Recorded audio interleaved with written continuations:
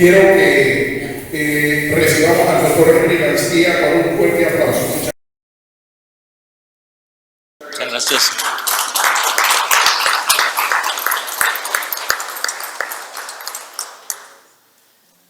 Bueno, señoras y señores, buenas tardes.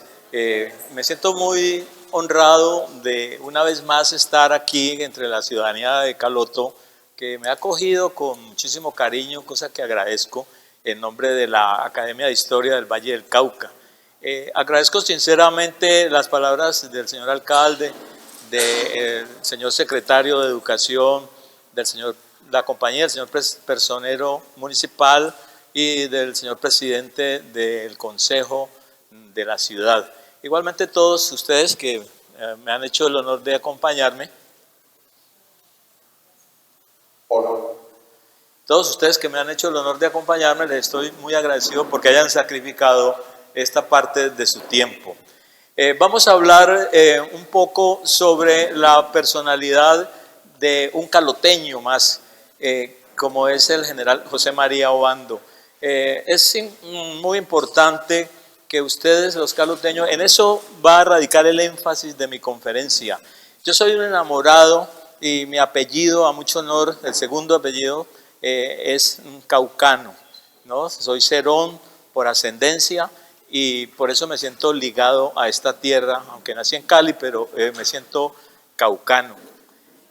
Yo lo que he querido es que ustedes, los caucanos genuinos, raizales, nacidos en esta tierra, tomen conciencia de la inmensa riqueza espiritual, cultural, ese legado tan importante que como caucanos han heredado de sus antepasados. Muchos de los que están aquí presentes tienen apellidos que están anclados en la historia, que son mencionados en la historiografía con lujo de detalles, como lo vamos a tocar tangencialmente en el día de hoy.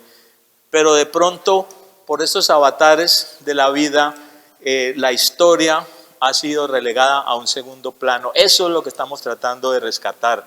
Y por eso me siento tan a gusto de venir a Caloto, porque es de las poquísimas ciudades que aman a su historia, aman a su legado y están conscientes de que tienen un tesoro por conservar para las futuras generaciones.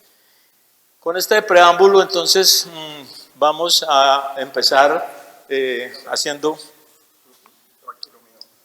Bien puede darle para que te vaya ajustando el de zona. Ah, bien. Bueno, entonces, el título de la conferencia... Permítame. Es para el... Ya, listo. Pero uso este de todas maneras. Sí, el título de la conferencia es José María Obando, figura cimera de la caucanidad. Pues, ¿por qué digo que José María Obando es una de las figuras cimeras? Porque José María Obando figuró con mucho fulgor en los primeros años, en el siglo XIX, en casi todos los aspectos de la vida nacional, hasta llegar a ser ungido con la presidencia de la República.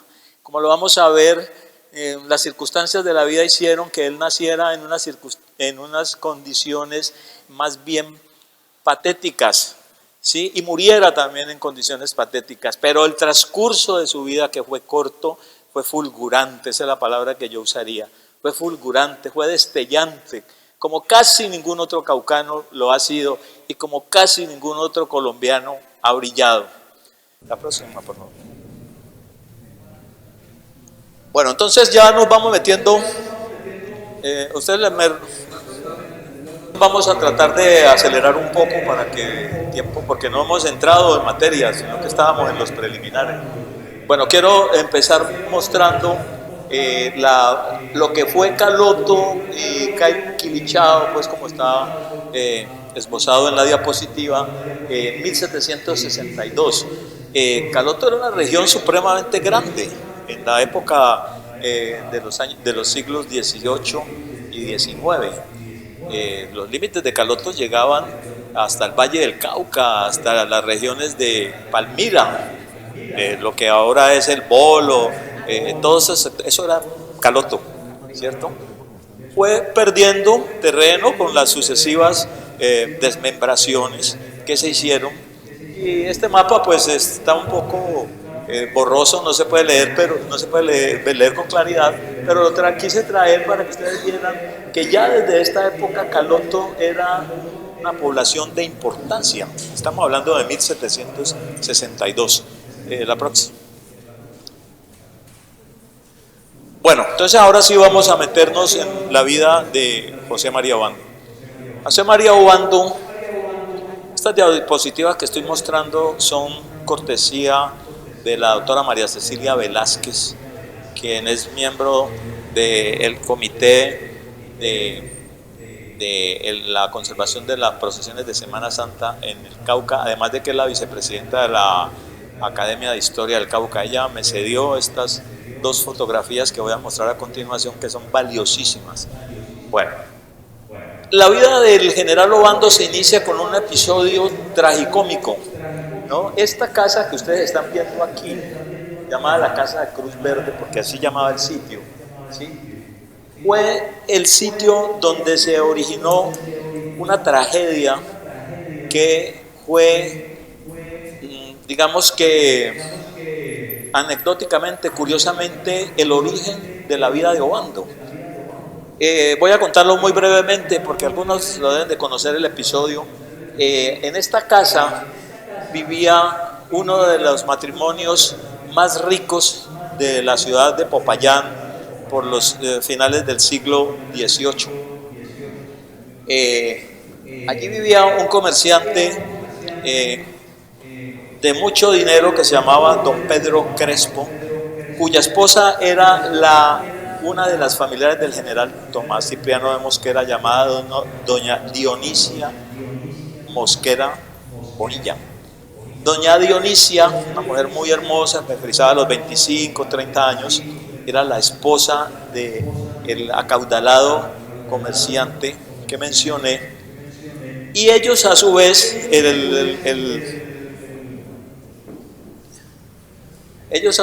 tenían un socio comercial que se llamaba el señor Pedro Lemos. Era un hombre aproximadamente de la misma edad de su socio, y en esa época los comerciantes tenían que ir hasta Jamaica a proveerse de los materiales que vendían, porque tenían un negocio de de venta de artículos de primera necesidad, de artículos de lujo para la gente de los hacendados, la gente rica de Popayán. Entonces ellos se turnaban para hacer el viaje hasta Jamaica, y cuando el esposo de doña Dionisia le tocó el turno de viajar, aproximadamente en el año 1796, por esos lados, cuando le tocó el turno de viajar a Jamaica, su socio, aprovechando la ausencia, ¿sí?, se enlazó en una relación sentimental con la esposa de su socio y amigo, que era su mejor amigo, que era doña Dionisia de Mosquera. De Mosquera era el apellido, no era que fuera casada con ningún Mosquera, sino que se llamaba Dionisia de Mosquera Bonilla. Entonces, en esta casa se desencadenó un romance entre dos personas, una persona casada con el socio y mejor amigo de su esposo. Ese romance desencadenó en que doña Dionisia quedó en embarazo mientras estaba en el viaje de su esposo. Cuando él estaba regresando, los dos amantes, en vista de que había ese embarazo, decidieron asesinar al esposo ausente. Y en esta casa se produjo el asesinato del esposo de doña Dionisia. Él murió estrangulado primero por los esclavos que ellos tenían, y después fingieron la embestida de un toro para que las autoridades españolas se le dio la versión de que era que él, cuando el día que llegó, se había enlicorado y que se había puesto a lidiar un toro y el toro lo habían vestido y lo había matado. Pero realmente lo habían estrangulado primero y después lo hirieron con un cacho de un toro que tenía como trofeo. Esa fue la trama. Pero las autoridades españolas no creyeron en la historia, sino que la investigaron a fondo y encontraron, hicieron exhumar el cadáver y encontraron que el occiso tenía síntomas de estrangulamiento. Entonces le siguieron un juicio y el juicio terminó en que fueron condenados a muerte la esposa adúltera y el amante. Fueron condenados por la audiencia de Quito a ser ahorcados y desmembrados y colocadas sus partes, componentes del cuerpo, para escarmiento de la población de Popayán. Pero cuando vinieron a hacer efectiva la captura, ya no encontraron a ninguno de los dos, porque el amante se escapó, puso pies en polvorosa y nunca se volvió a saber de él. Y la señora Mosquera se asiló en el convento de las religiosas que ella sostenía porque era una mujer muy adinerada. Ella se metió al convento y se asiló, y en esa época un convento era territorio sagrado, allá no podían entrar las autoridades. Ella se asiló allí y se escondió de la justicia, Sí, pero cuando transcurrió el tiempo y ella no podía permanecer más allí, entonces una noche se escapó, amparada por las sombras de la oscuridad, se escapó, y como los Arboledas, que eran familia de ella, porque ella era arboleda, se vino hacia estas tierras, por aquí, cerquita, ¿cierto?, a esconderse de la justicia, porque si la encontraban, la desmembraban, ¿no? La ahorcaban primero y después la desmembraban. El amante se perdió para siempre, pero ella se vino a esconder por acá por los territorios de Caloto. Y estando acá, nació el fruto del pecado que se había cometido en esta casa. Fue una niña que se llamó Ana María, ¿sí? Esa niña nació y esa niña se crió en la región que ahora es Corinto, ¿cierto? Pero que en esa época era Caloto, pertenecía a Caloto, como lo vimos en el mapa que mostré antes. Allí se escondió ella y Ana María, la hija del pecado, creció, y ella fue la madre del general Obando, de José María Obando. O sea que el general José María Obando nació el 8 de agosto de 1895 en la región de Güengue. ¿Es Güengue o Güengue? Güengue. La región de que hoy es Corinto, pero que en esa época era Caloto. Entonces, por eso el general José María Obando es caloteño, porque uno es de donde nació. Y cuando él nació, ese territorio era caloteño. Él es un hijo de Caloto, que yo creo que algunos de ustedes ignoraban ese hecho. Bueno, esto ya pasemos a la próxima. Esta es una foto mostrada con la restauración que se hizo de la casa de Cruz Verde, en donde aconteció los hechos que acabo de narrar. Sí, ahí está, se le colocó ese entramado de piedra que está abajo para protegerla de la humedad. Pasemos a la próxima, por favor. Bueno, entonces ahora sí metámonos de lleno en lo que fue José María Obando. José María Obando, entonces relaté que nació en las montañas de caloteñas y ahí se levantó. Allí se levantó. Es probable que haya venido a la escuela de Caloto a recibir las primeras letras, ¿cierto? De eso no tenemos documentación. El hecho es que se formó en estos alrededores, y cuando ya tenía una edad, estaba todavía muy niño, fue adoptado por una pareja de padres español, de un matrimonio español, que fueron sus padres de crianza. Ellos fueron quienes los criaron y ellos lo llevaron a Popayán y lo educaron en el convento de Popayán inicialmente, en el seminario de Popayán inicialmente, y después se acabó de formar hasta que a la edad de los 16 años ingresó al ejército realista a las órdenes del general Sebastián de la Calzada.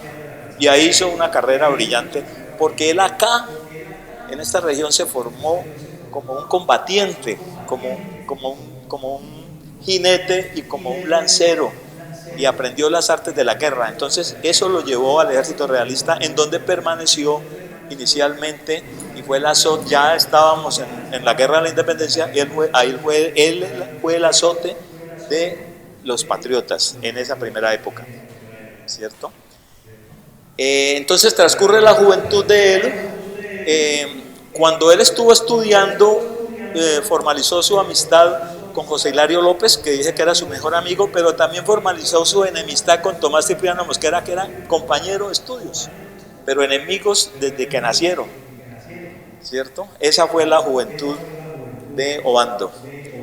Bien, posteriormente, para ir avanzando más rápidamente, Obando fue convenciéndose poco a poco de que estaba en el bando equivocado, y influyó más que todo un general del ejército patriota que se llamaba el general Pedro León Torres, que era venezolano, muy del afecto de Bolívar, y eran amigos personales, no obstante que Pedro León Torres era patriota y Obando era realista, pero se hicieron amigos, y ese general Pedro León Torres lo convenció de que se pasara a las huestes patriotas, ¿cierto? Algo que acabó de redondear Bolívar en Japio. Entonces Bolívar vino a Japio, se puso cita con Obando, Obando llegó a Japio y ahí lo acabó de convencer, y después fueron a sellar a Cali en el año 1822, en diciembre, el 24 de diciembre de 1822 fueron a Cali, hicieron una fiesta y se pasó Obando con armas y bagajes al ejército patriota. Ahí empezó su carrera como militar patriota. Después intervino en la guerra de liberación de los países de Ecuador, lo que ahora son Ecuador, Perú y Bolivia, ¿cierto? Pero entonces se enemistó con el Libertador, porque Obando era un hombre de un carácter muy fuerte, y él empezó a ver que el Libertador en su concepto tenía intereses imperialistas de inmortalizarse, de eternizarse en el poder, y Obando era un hombre de criterio liberal por completo. Él no aceptaba que hubiese monarquías ni gobiernos para toda la vida, sino que él era un liberal, con la connotación de la palabra liberal. Entonces ahí empezó la enemistad de Obando con Bolívar, que desencadenó, que se tuvo su clímax, porque en el año 1830, poco antes de que muriera el Libertador, fue asesinado en la montaña de Berruecos el mariscal de Ayacucho, Antonio José de Sucre. ¿Y qué tiene que ver Obando con que haya sido asesinado el mariscal Sucre? Que el mariscal Sucre era el hijo del alma de Bolívar, era la persona que él había predestinado a ser su sucesor, pero Obando quería ser él el que mandara en Colombia, porque era un hombre profundamente convencido de su grandeza y de su poderío. Él quería ser él quien mandara, ningún Bolívar valía para él.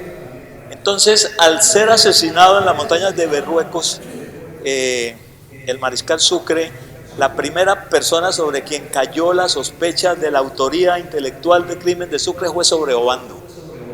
Inmediatamente se dijo, no, eso fue Obando, porque él era enemigo de Bolívar y él quería ser él el sucesor, él fue el que lo mandó a matar. Entonces viene la muerte de Obando, a los pocos días murió Bolívar, ¿no?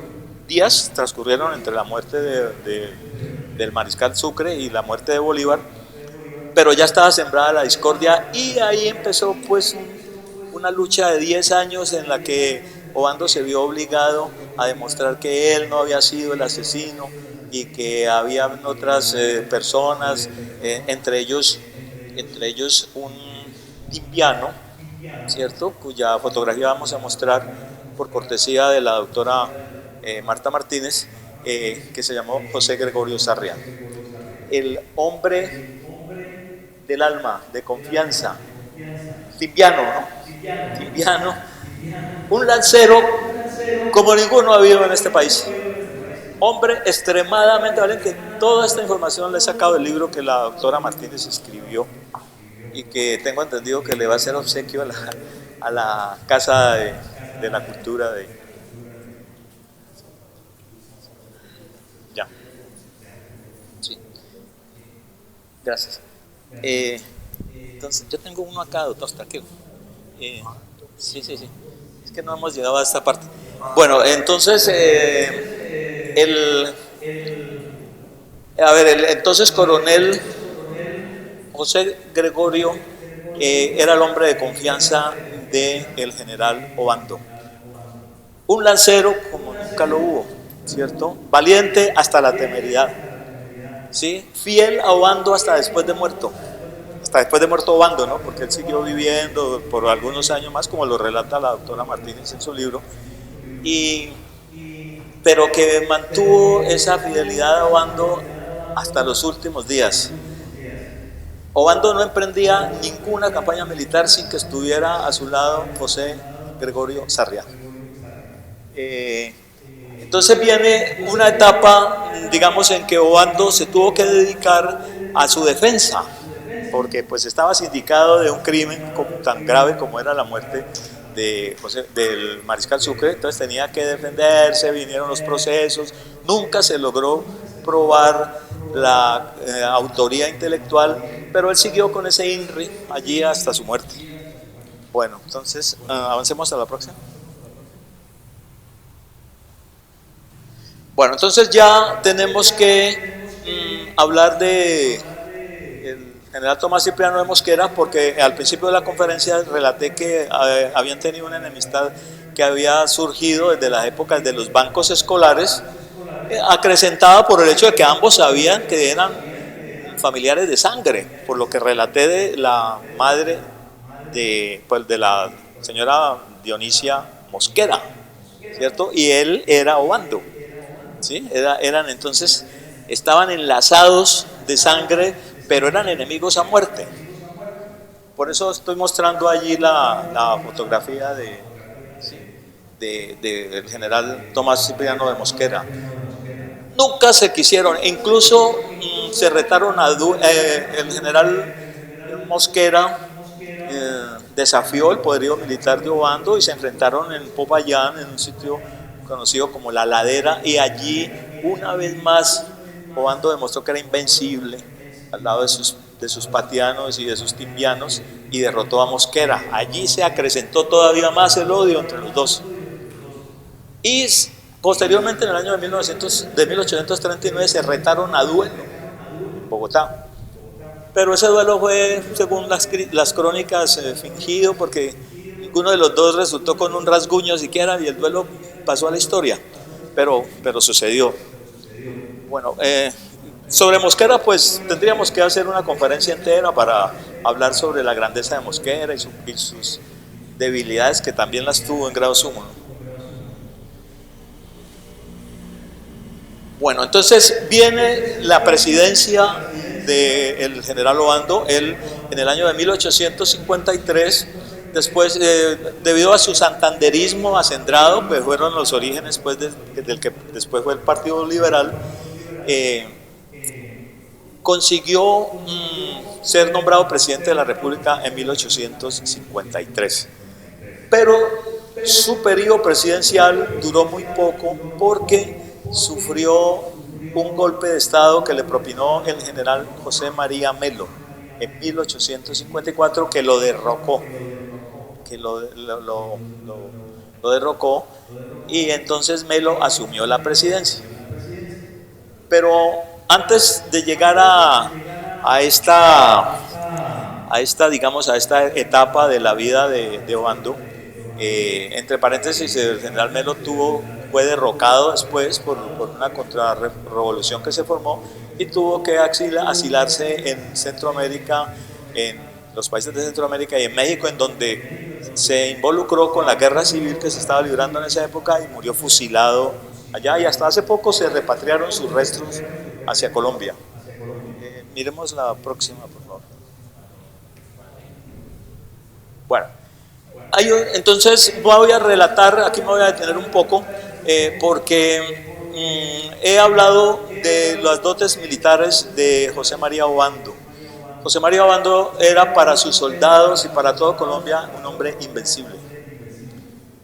Después de que él estuviera al frente de sus lanceros y de sus macheteros patianos y timbianos, no había poder humano que lo pudiera derrotar, ¿cierto? Pero sucedió algo el 11 de julio de 1841 en el marco de la guerra que se llamó la Guerra de los Supremos, que cambió por concepto lo que se venía pensando de la invencibilidad de Obando. En esa época, dentro de la rivalidad Mosquera y Obando, ambos se alinearon en frentes diferentes de la Guerra de los Supremos y se encontraron frente a frente en las cercanías de Cali, en un sitio que se llama La Chanca. Miren que hay la afinidad con los chancos, ¿no? Los chancos, que ahora los mencioné hace 10 minutos, los chancos fueron el cenit del Partido Liberal, y La Chanca, que queda en las inmediaciones, en donde ahora está el histórico Colegio de Santa Librada, que va a cumplir 200 años de fundado y que se está cayendo, era un pantano alimentado por 2 corrientes de agua, ¿cierto? Ese sitio se llama La Chanca, en donde ahora está el Colegio de Santa Librada y el Club Nobel de Cali. Allí fue la batalla de La Chanca en julio de 1841. ¿Pero qué pasó allí? Obando el Invencible venía al frente de sus hombres, con Sarri al lado, y los otros patianos y timbianos, y traían prisionero al general Eusebio Borrero, que era el jefe del conservatismo en estos sectores del sur del país. Era un caleño, famoso por su crueldad, y lo había capturado Obando en las montañas del Cauca y lo traía amarrado a la cola de un caballo, desde por allá, desde Timbío, de por allá venía el pobre general amarrado a la cola de un caballo como tortura que le estaba infligiendo Obando, y lo iba a llevar hasta Cali a fusilarlo en Cali, de donde había nacido Eusebio Borrero. Así era Obando. Lo llevaba amarrado a la cola de un caballo para fusilarlo en Cali delante de todos los paisanos para que aprendieran como lección, ¿cierto? Entonces, en el sitio de La Chanca lo enfrentó un ejército conservador, ¿cierto? Dirigido por un caloteño que se llamaba el general, en ese entonces coronel Joaquín Barriga, ¿sí? Él, al mando de 200 o 300 lanceros caloteños y otros soldados de otras latitudes, de Cali y otros llegados de Bogotá, enfrentaron a Obando.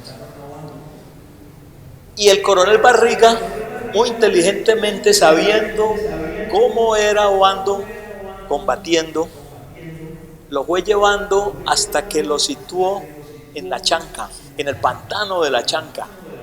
Allí en el pantano de La Chanca la caballería de Obando se enterró en ese charco y no pudo combatir. Y por primera vez en la historia, por primera vez en su vida militar, José María Obando salió derrotado de un combate por unos caloteños, lanceros caloteños, paisanos de ustedes, antepasados de ustedes. Coronel Barriga, coronel Diago, los apellidos netamente caloteños. ¿Sí? Hay un relato sobre la batalla de La Chanca, y allí empezó el declive de Obando, porque ya no era el invencible Obando. En ese combate, el entonces coronel Sarria fue herido casi que de muerte, pero era un valiente. El capitán Penagos del ejército conservador caloteño lo lanceó y lo atravesó con una lanza en pleno combate, y Sarria no se dejó atender de nadie, sino que él personalmente se sacó la lanza, se la extrajo, que ustedes saben que una lanza arrastra con los órganos y todo. Él personalmente no se dejó llevar a la enfermería ni nada, sino que se sacó la lanza y se prendió del lomo del caballo y se retiró del campo de batalla, protegido por Obando y su séquito. Pero antes de salir, con un mosquete que cargaba, le disparó al coronel Penagos y lo mató, antes de retirarse. Por eso era que Obando no lo abandonaba.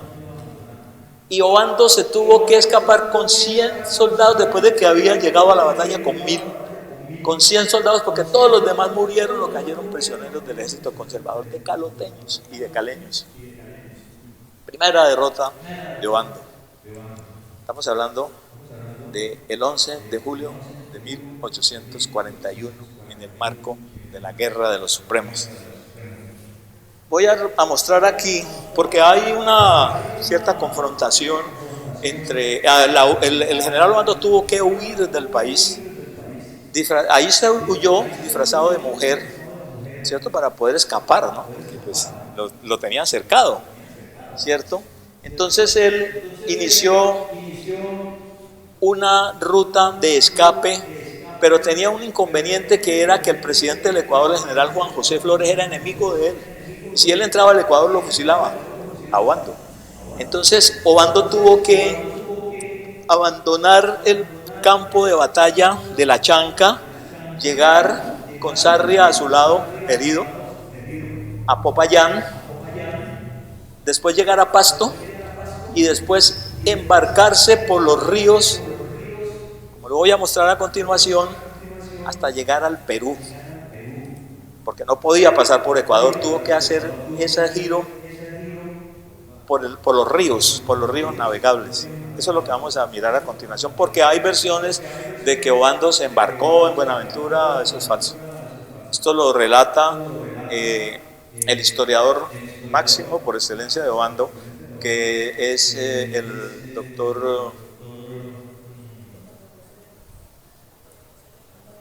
Antonio José Lemos, en su libro llamado De Cruz Verde a Cruz Verde. De Cruz Verde, porque ya lo vimos que en Cruz Verde nació, y lo vamos a ver que en Cruz Verde murió. Por eso el libro se llama De Cruz Verde a Cruz Verde. El mejor historiador sobre la vida de Obando. Entonces, aquí, en este trazado, ustedes pueden ver resaltado en verde, acá se libró la batalla de La Chanca, de la que acabo de hablar. ¿Sí? Obando escapó con Sarria y 100 hombres más, ¿cierto? Y llegó a Pasto, y en Pasto empezó el recorrido fluvial por los ríos que circundan al Ecuador, y tuvo que llegar hasta el Amazonas, que es aquí en este punto que estoy mostrando, devolverse por la corriente del Amazonas hasta llegar al Callao y al Perú. Vamos a verlo en cámara lenta para que ustedes capten lo que fue esa odisea. Fueron 6 meses de el general Obando con Sarria herido y con un séquito de 80 o 90 lanceros más.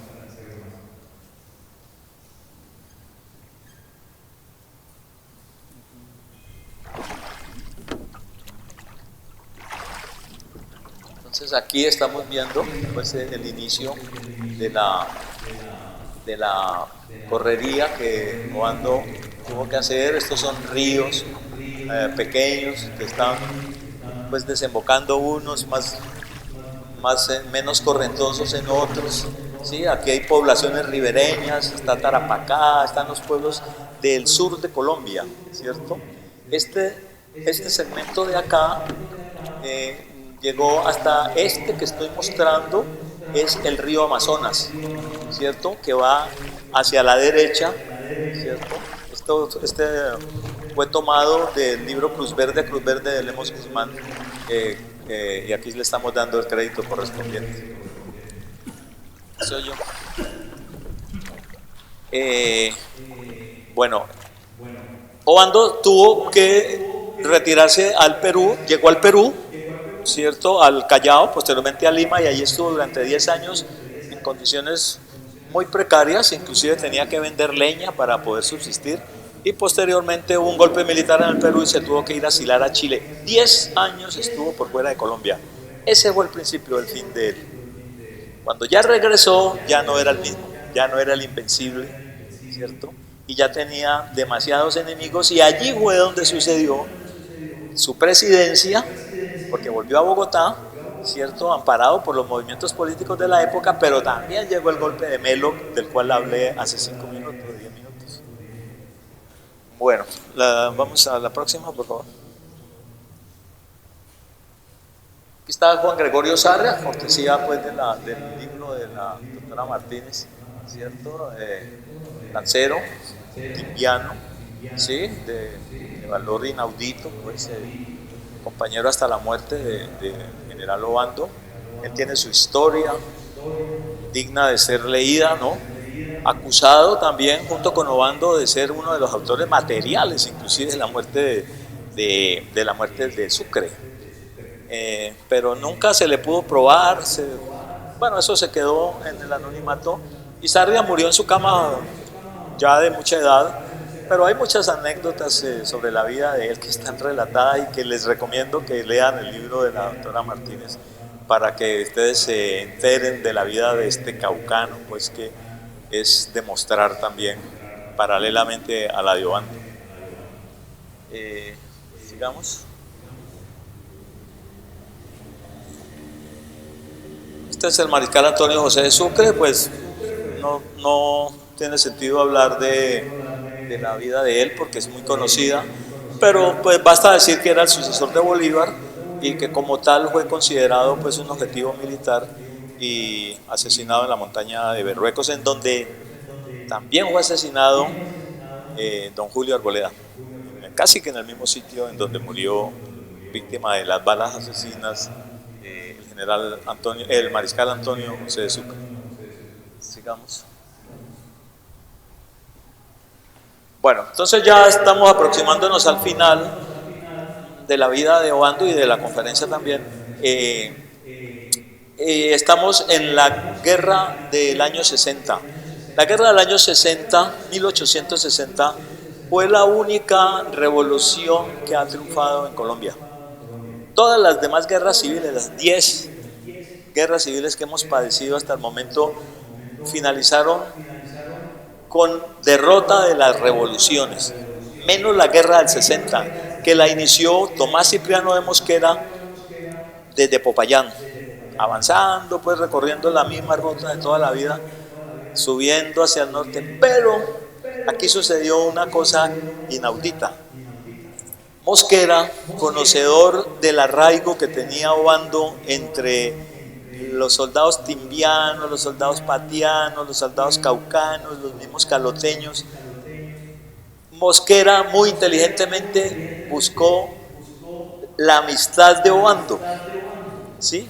Para que una vez unidos los dos facciones se enfrentaran a el gobierno conservador de Mariano Ospina Rodríguez, uno de los fundadores del Partido Conservador, abuelo del presidente Pedronel Ospina, perdón, padre del presidente Pedronel Ospina y abuelo del presidente Mariano Ospina Pérez, fundador del Partido Conservador. Él era el presidente en el año 1860. Había transcurrido ya la Convención de Río Negro, la Constitución de Río Negro, y él estaba de presidente. Perdón, no había pasado, precisamente la Constitución de Río Negro surgió a raíz del triunfo de Mosquera. Bien, pero entonces el presidente Mosquera conformó un ejército muy poderoso, pero Obando, unido a Mosquera, eran invencibles, otra vez, ¿cierto? Porque estaba la capacidad militar y el arrastre de Obando y la inteligencia también militar de Tomás Cipriano de Mosquera, que no se puede negar. Entonces se juntaron y fueron ascendiendo hasta llegar a las cercanías de Bogotá, al municipio de Subachoque actual, en donde, bueno, hay diferentes historias. Unas dicen que Mosquera lo traicionó a Obando porque como se odiaban, pero ellos conformaron dos divisiones, dos ejércitos que estaban unidos para derrocar a Ospina.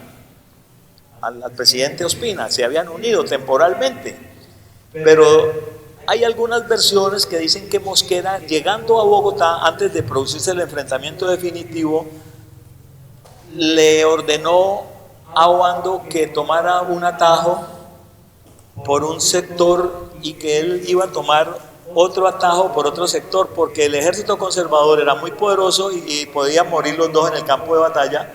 Entonces que se quedaba la revolución sin capitán, entonces que era mejor que muriera uno de los dos y que el otro que sobreviviera siguiera enfrentando la guerra. Esa es una versión. Entonces Obando la creyó y se fue por uno de los por otro camino diferente a llegar a Bogotá. Cuando llegaron al sitio que se conoce, que se llama El Rosal, ¿sí?, en Cruz Verde, coincidencialmente Cruz Verde como el sitio donde nació, allí en esa parte fue interceptado por el ejército conservador que lo estaba esperando. Por eso se habla de una traición, de que hubo una traición hacia una azonada, ¿cómo se llama? Una emboscada, exactamente. Entonces hubo una fuerza supremamente superior, que no obstante el ser un valiente, un combatiente y estar Sarria y todos alrededor de él, pues él no pudo sobrevivir y sufrió 11 lanzazos que le causaron la muerte. Pero sus últimas palabras, que es un aspecto que vamos a mirar a continuación para finalizar la conferencia, sus últimas palabras estuvieron dirigidas hacia su devoción de toda la vida, hacia la Virgen de los Dolores, que se venera en Popayán, específicamente en la imagen que se venera, el paso que sale en la Semana Santa de Popayán, de la iglesia de San Agustín. El general Obando era carguero de ese paso y suspendía lo que estuviera haciendo para ser carguero en la procesión del Martes Santo de Popayán, del paso de la Virgen de los Dolores. Él invocó, con testigos al lado que sobrevivieron, invocó la protección de la Virgen. Dijo: Virgen de los Dolores, ayúdame. Pero hubieron más 11 lanzazos y ahí terminó la vida del general José María Obando. Vamos a escuchar entonces, vamos a mirar por cortesía de la doctora María Cecilia de Popayán, que como les digo hace parte de la organización de la Semana Santa de Popayán. La Semana Santa de Popayán, tengo que decirles que es otra cosa de lo que ustedes los caucanos se tienen que enorgullecer. La Semana Santa de Popayán ha sido considerada patrimonio inmaterial cultural de la humanidad. Es el único evento en el mundo que tiene ese rango. Ningún otro. La Semana Santa de Popayán ostenta ese honor de ser patrimonio cultural inmaterial de la humanidad. El paso de Nuestra Señora, de la Virgen de la Dolorosa, del convento de San Agustín, es cargado por tradición de padres a hijos durante más de 400 años. Obando era carguero y Juan Gregorio Sarria también. El uno era carguero aquí, el otro era carguero allá. Entonces vamos a ver unas imágenes, como les repito, cortesía de la doctora María Cecilia Velázquez de la Universidad del Cauca, profesora de la Universidad del Cauca y vicepresidenta de la Academia de Historia, y caloteña también de corazón. Vamos a mirar esa. Este es Obando como carguero, ¿no? Con el capirote que lo distingue como carguero para poder cargar el paso. Y Sarria también era carguero. La próxima. Con sonido, ¿no? ¿Cuál es? Con sonido, ¿no? Con F5.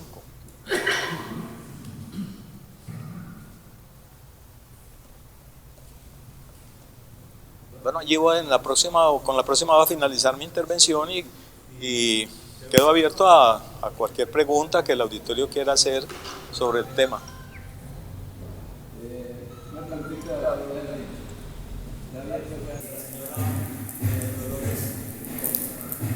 Sí, el paso que la teoría original creado por la doctora del paso de la Virgen de los Dolores de la procesión del Martes Santo.